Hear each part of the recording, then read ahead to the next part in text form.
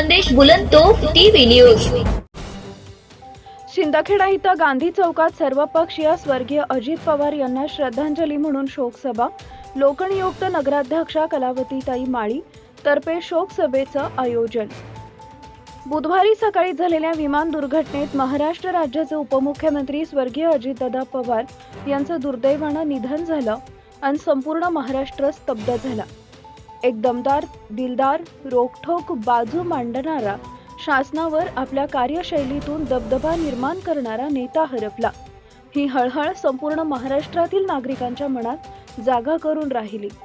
एवढंच नव्हे तर अनेक दिग्गज नेते व सर्वसामान्य माणसाला देखील अश्रू अनावर झाले होते। अंत्यविधीच्या वेळी अजितदादा अमर रहे आणि अजितदादा परत या अशा जयघोषणा बारामती दणाणले होते। या पार्श्वभूमीवर शिंदखेडा शहरातील गांधी चौकात राष्ट्रवादी काँग्रेसच्या नगरपंचायत लोकनियुक्त नगराध्यक्षा कलावती सुखलाल माळी व गटनेते राकेशदादा माळी यांच्या वतीनं सर्वपक्षीय श्रद्धांजली म्हणून शोकसभेचं आयोजन करण्यात आले होते। यावेळी सुरुवातीला स्वर्गीय अजित पवार यांच्या प्रतिमेचं पूजन करून पुष्पहार, फुले वाहून मान्यवरांनी श्रद्धांजली वाहिली, मेणबत्ती तेवत ठेवली। ह्या प्रसंगी माजी आमदार रामकृष्ण पाटील, माजी सभापती प्राध्यापक सुरेश देसले, नगराध्यक्ष कलावती माळी, गटनेते राकेश माळी, नगरसेवक सुनीता अरुण देसले, रजुबाई सुभाष माळी, कमलबाई रवींद्र पाटोळे, पुष्पा गोपाळराव सोनवणे, प्राध्यापक दीपक माळी, अर्जुन रामसिंग भिल, सुभाष माळी, गांधीगिरी फेम अरुण देसले, राहुल सोनवणे, प्रकाश चौधरी, उमाकांत देसले, दिलीपराव पाटील, गजू भांबरे, आदिवासी काँग्रेस सेल जिल्हाध्यक्ष दीपक अहिरे, काँग्रेसचे माजी विरोधी पक्षनेता सुनील चौधरी, वंचित बहुजन आघाडीचे जिल्हा उपाध्यक्ष राहुल पाटोळे, समाजवादी पक्षाचे जिल्हाध्यक्ष डॉक्टर इंद्रिस कुरेशी यांचं व्यापारी असोसिएशन, शिंदखेडा तालुका व शहर पत्रकार संघ, रोटरी क्लबचे संदीप गिरासे, शिंदखेडा तालुका मराठी पत्रकार संघ आदी सहभागी झाले होते।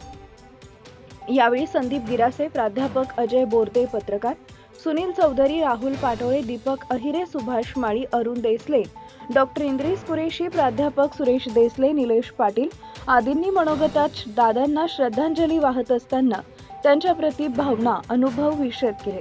शेवटी सामूहिक श्रद्धांजली वाहण्यात आली। सूत्रसंचालन नगरसेवक प्राध्यापक दीपक माळी यांनी केले।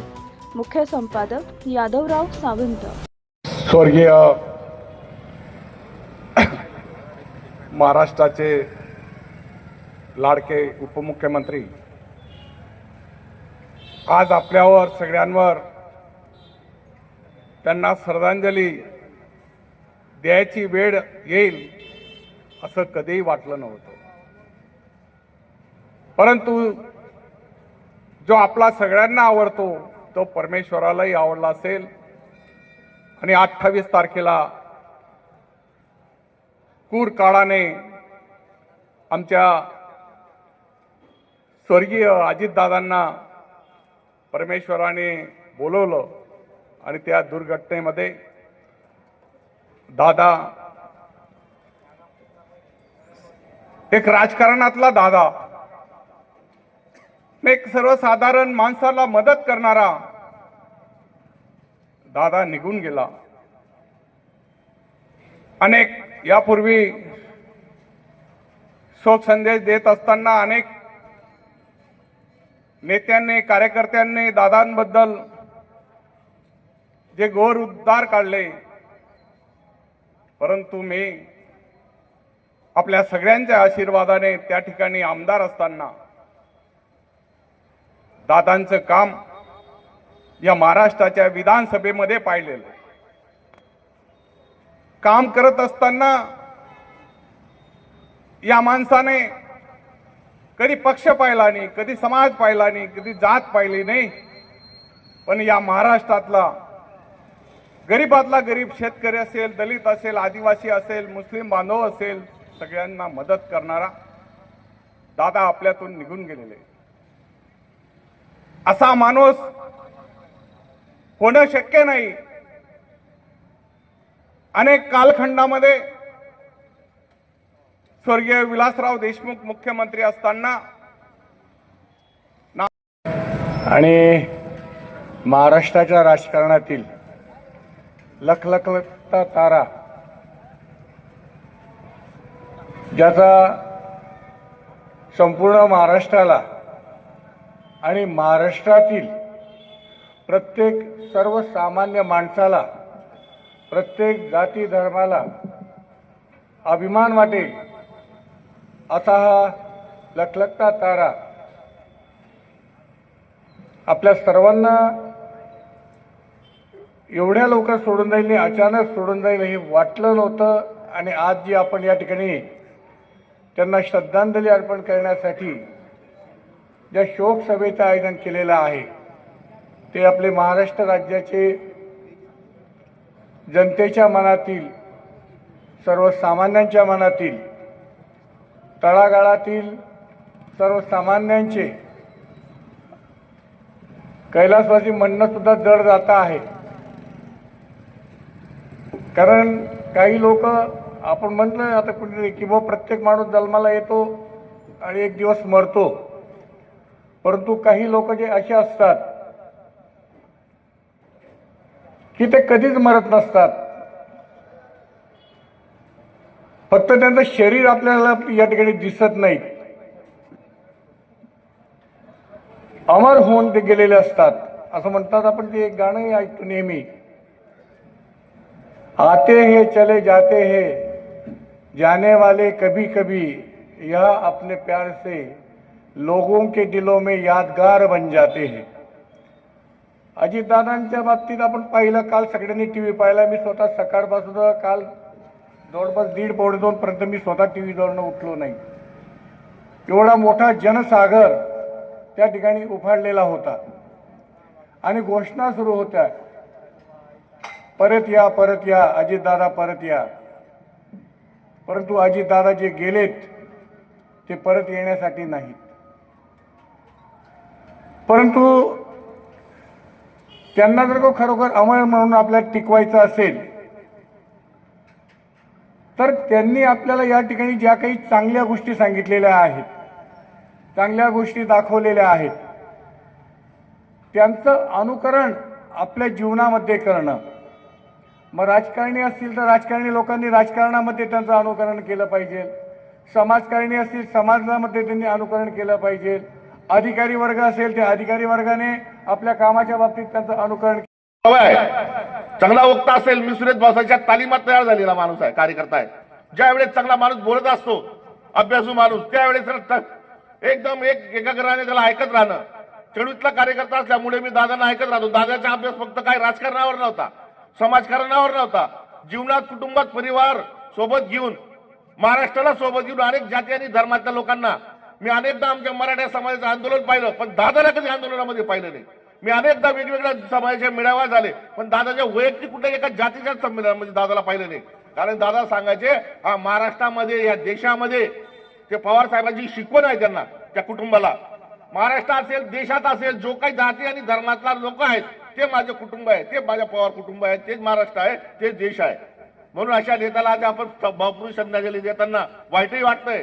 आमच्यासारख्या कार्यकर्त्यांना, युवक कार्यकर्त्यांना आमच्यासमोर अख्खा अंश आहे अशा लोकांचं शिकण्यासारखं खूप काही होतं. परंतु ठीक आहे, नेतीचा खेळ आहे. ज्यावेळेस आपण या निसर्गाच्या देण असते, चक्र असतो, जो या जन्माला येतो त्याला परत जावं लागतं. दादांना भावपूर्ण श्रद्धांजली माझ्या परिवाराकडून, माझ्या संस्था भिल समाज विकास मंचाकडून, काँग्रेस पक्षाकडून, माझ्या शिंदखेडा शहराच्या मार्फत मी दादांना भावपूर्ण श्रद्धांजली अर्पण करतो. पत्रकारांना अविस्मरणीय अशा प्रकारची असायची. कोणताही दबाव पत्रकारांच्या मनामध्ये पत्रकार परिषदेला उपस्थित राहताना कधीही नव्हता. कारण पत्रकारांशी थेट संवाद, प्रश्नांना स्पष्ट उत्तरे आणि लोकशाही मूल्यांवरील विश्वास ही त्यांची नेहमीच उल्लेखनीय बाब राहिली आहे. सत्य मांडणाऱ्या पत्रकारितेला त्यांनी नेहमीच महत्त्व दिले. टीका स्वीकारण्याची तयारी आणि लोकांसमोर मोकळेपणाने भूमिका मांडण्याची सवय हे त्यांच्या सार्वजनिक आयुष्याचे बलस्थान ठरले आहे. सत्य, पारदर्शकता आणि लोकशाही मूल्यांवर विश्वास ठेवणारा हा नेता पत्रकारांशी नेहमीच थेट प्रामाणिक संवाद साधणारा होता. त्यांच्या शब्दात ठामपणा होता, पण मनात समाजाविषयी अपार अशी आपुलकी होती. अजित पवार यांची विचारधारा, कार्यशैली आणि लोकहिताची तळमळ सदैव स्मरणात राहील. केवळ त्यांच्या विचारांचा वारसा समाज मनात सदैव जागा राहो हीच ईश्वरचरणी प्रार्थना. त्यांचे जाणे म्हणजे केवळ एका नेत्याचा अंत नाही, एका युगाचा अस्त आहे. ही पोकळी कधी न भरून निघणारी आहे. शहरातील पत्रकार बांधवांच्या वतीने आम्ही या महान नेत्याला अश्रूंनी ओथंबलेली अंतःकरणापासूनची भावपूर्ण श्रद्धांजली अर्पण करीत आहोत. दादा ज्यांचा राजकारणाशी संबंध आहे किंवा नाही असा प्रत्येक व्यक्ती हादरला, प्रत्येक व्यक्ती सुन्न झाला. आज 2 दिवस झाले तरी आपण पूर्णतः या धक्क्यातून सावरलेलो नाही आहे. आपण बघतोय प्रिंट मीडिया असेल, इलेक्ट्रॉनिक मीडिया असेल, सोशल मीडिया असेल, या सर्व मीडियामध्ये सर्व मीडियाचं वातावरण दादामय अजूनही आहे आणि कदाचित अजून 8 दिवस देखील राहील. काल बारामतीला जे दादांना अंतिम निरोप देण्यात आला त्यावेळेचा जो जनसागर होता पूर्ण भारतातून आलेला लाखोंच्या समुदायाने, एवढी सर्व लोकप्रियता, एवढा सर्व करिश्मा दादांना काही 1-2 दिवसात मिळालेला नाही आहे किंवा वारशाने केवळ मिळालेला नाही. त्यामागे दादांचं अफाट काम, दादांची कामातली चिकाटी, धडाडी, दादांची प्रशासनावरची पकड, या सर्व गोष्टी त्याच्यामध्ये येतात. आणि हे सर्व कामं करत असताना, विकासाची कामं करत असताना, विकासाचे कामं करणं, त्याचा पाठपुरावा करणं, हे सर्व करत असताना निधीची कमतरता पडायला नको म्हणून दादांनी आपलं सर्व राजकीय कसं पणाला लावून तब्बल 11 वर्ष ते राज्याचे अर्थमंत्री राहून चुकले. 11 वेळेस त्यांनी अर्थसंकल्प सादर केलेला आहे. दादांचं कर्तृत्व फक्त राजकीय पटलावर किंवा सत्ता पटलावरच नव्हतं, तर दादांना सामाजिक पटलावरचं देखील खूप मोठं भान होतं. महाराष्ट्र अंधश्रद्धा अत्यंत भावपूर्ण वातावरणात आदरणीय दादा, टायमाचा अगदी भांडलेला माणूस, दादांच्या योगोगी असं म्हणावं. 66 वर्षे 6 महिने आणि 6 दिवस दादांच्या मृतदेहाची ही ओळख हाताच्या घड्याळावर पडली. जातानाही दादा घड्याळ आणि टाइमेच्या एवढा पक्का बांधलेला माणूस. छत्रपती शिवराय असतील, राजमाता जिजाऊ, राजमाता अहिल्याबाई होळकर, शाहू महाराज, डॉक्टर बाबासाहेब आंबेडकर, महात्मा ज्योतिबा फुले, सावित्रीबाई फुले यांच्या विचाराच्या, पुरोगामी विचारांच्या स्वर्गवासी यशवंतरावजी चव्हाण साहेब, नाईक साहेब, वसंतदादा पाटील साहेब आणि आदरणीय पवार साहेब यांच्या विचारांच्या एक ठेवा, एक अनमोल रत्न आज महाराष्ट्राने गमावला. मला खूप वाईट वाटतं की असा दूरदृष्टिकोन असणारा नेता पिंपरी चिंचवड सारखं शहर 50 वर्ष 60 वर्ष पुढे कसं डेव्हलप होईल याचा विचार करून दूरदृष्टी असणारा पवार साहेबांच्या मुशीतला घडलेला कार्यकर्ता आज आपल्यातून गेला. देवाला नियतीला कदाचित मान्य नसेल पुढचा होणारा भावी मुख्यमंत्री, आणि मी तर म्हणतो शापित उपमुख्यमंत्री म्हणून दादांची नोंद हा इतिहासात माझी नोंद होईल. इतका कार्यकर्त्यांना जीव लावणारा माणूस. 7 जून तमाम बंधु जमे हुए, ये आज एक शोक सभा के लिए जमे हुए. आज अजीत दादा के शोक सभा के लिए जमा हुए यहाँ पर, और बहुत बड़ी